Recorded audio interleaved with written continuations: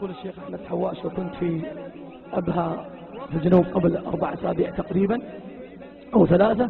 يقول كان في زواج لفتاة في الجنوب، ثم حطت المكياج وزينت نفسها في يوم زواجها، ثم صلت المغرب.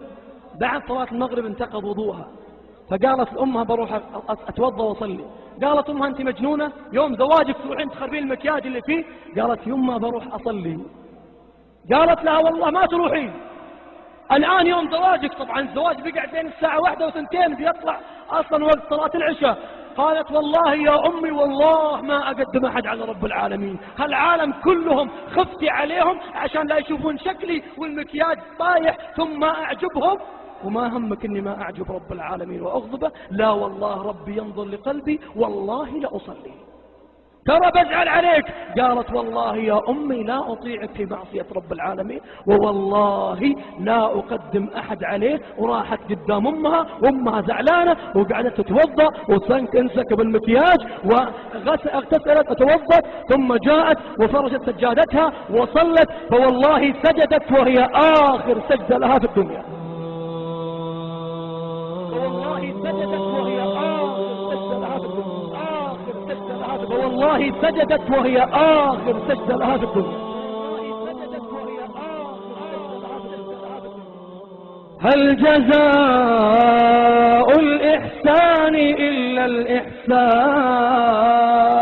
يوم قدمت رب العالمين قدمها وختم لها وهي في أقرب موضع منه، أقرب ما يكون العبد لله وهو ساجد في هذه السنة في يوم الجمعة. أفلا يتوبون إلى الله،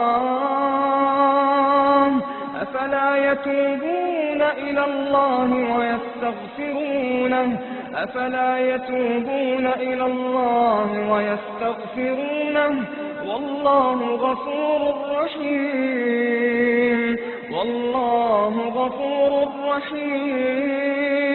تخيل انها ضحك عليها شيطان وما صلت، تقبض عند الله في نفس اليوم نفس يومه، لكنها ما صلت. فيا جماعة يا من أشغلهم حواجبهم عن قلوبهم 3-4 أسئلة الفتوى عن حواجب.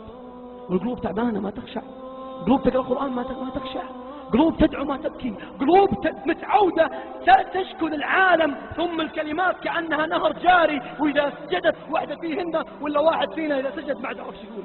ما تعود يشكل العظيم، متعود يشكل الضعوف، ما تعود يشكي الغني جل جلاله، متعود يشكي الفقراء، ما تعود يشكي، متعود يشكي المساكين، ما تعود يشكي رب العالمين.